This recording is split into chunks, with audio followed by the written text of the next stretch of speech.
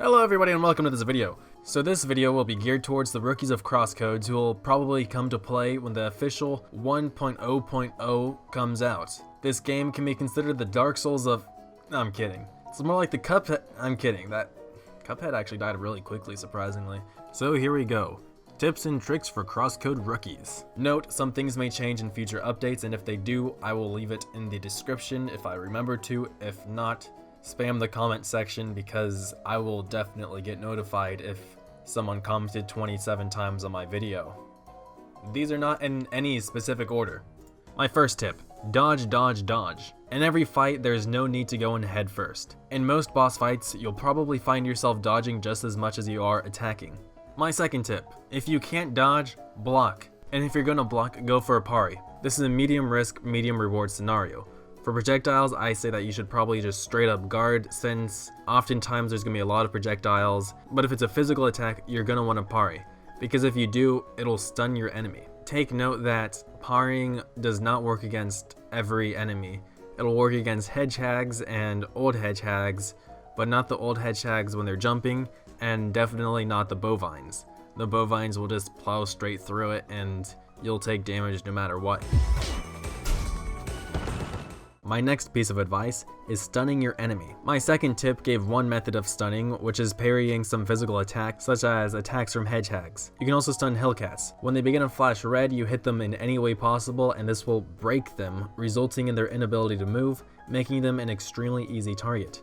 Bovines can be stunned as well. As they're going to charge, get in front of a wall. As they begin to charge at you, quickly dodge out of the way, as the bovine cannot change direction mid-charge. It'll then bounce into the wall and become dizzy for a few seconds.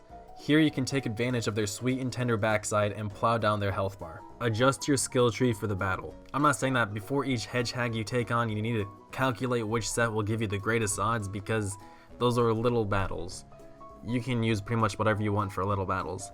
I'm saying that if you're going up against a boss and find yourself having a hard time beating them, think about how many enemies you're facing. If the boss fight includes between 1 and 5 enemies, you should probably be using the combat arts, which focus heavily on single targets that do a lot of damage to that single target, rather than trying to do area control or large herds and stuff like that. If you're fighting a herd of enemies, such as the hedgehags in Quiet Passage, you should probably switch up to the attacks that are geared towards doing as much damage to as many enemies at once.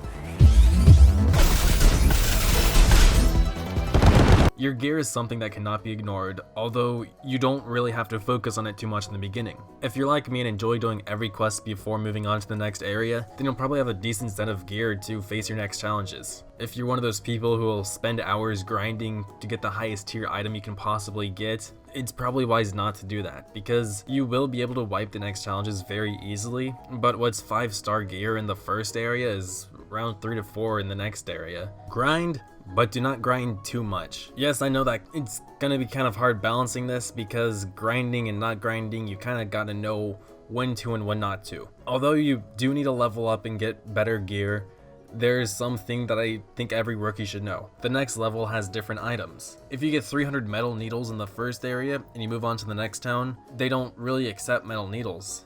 They have their own drops in the next town, and the town after that, and the town after that, so your items aren't gonna really carry over 100% of the time. I know there's like the 1 or 2 shop exception where they will accept it, but in addition to the newer items, so having basic items is good, but remember, when you're in the next town, the items aren't gonna really move with you, so get what you need to get to the next level. I hope you know what I mean. It's a very grindy game, and there's a proper way to do it. Yes, there's a proper way to grind, much like in most games. This is the way I usually grinded in Autumn's Rise.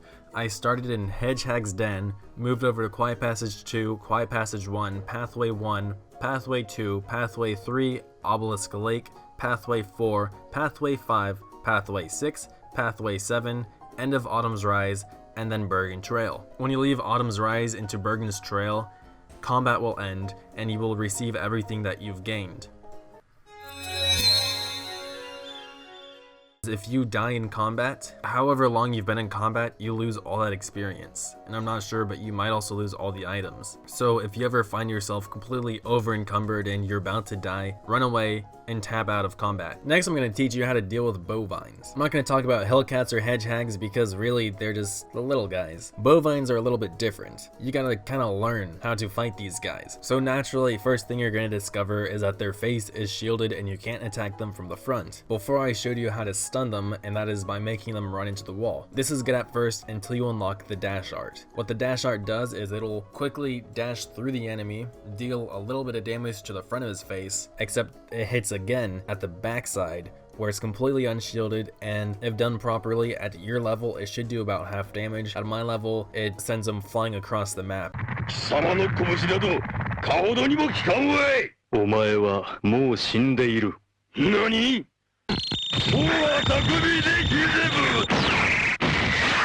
Plants are meant to die. You're going to be running around the world a bit, and let's face it, it's pretty satisfying to run up to a bunch of plants and take 7 of them out in one melee. I know I love it. It's a good habit to break plants because they drop items that you wouldn't get from monsters, and because some of them will drop items you will never get from monsters and you rarely get them in quests. Sometimes it's really worth a parkour to get to that single plant that's like 12 blocks higher than everything else. It's because that one plant drops items that are very rare that you won't see in any other plants, and you will maybe see in one quest throughout the entire game.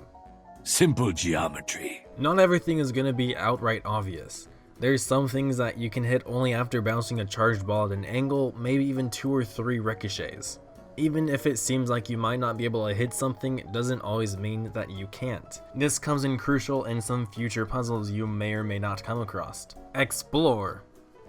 Duh. This is what the dev team really wants us to do with their game. Explore, parkour, explore, parkour, explorcore. There's tons of parkours throughout the game, so get good at it. Find new paths, get those hidden chests. Even in towns there's parkour opportunities which can provide you with some benefits. Last but not least, and if anyone from the dev team is watching this, I'm sure they will agree, once you get further into the game, feel free to backtrack. The NPCs here are clearly saying that backtracking is promoted in this game, and to make it easier on yourself, when viewing a map, you can hit this button on the top to mark the map of where some loot is that you can only get through backtracking. Saves a lot of time doing it this way, and I really wish I knew about this earlier. So there you have it, some tips of advice from a beta tester to a release day rookie. Hope you could pull something out of this video, and if you have something that you believe could be good advice as well, leave it in the comments and I'll probably pin it if it's good information. So make sure you check down there for a possible extra tip or two as well. Thank you all for watching. If you enjoyed this video, feel free to leave a like and subscribe, everything helps, and thanks again for watching. I'll see you in the next one.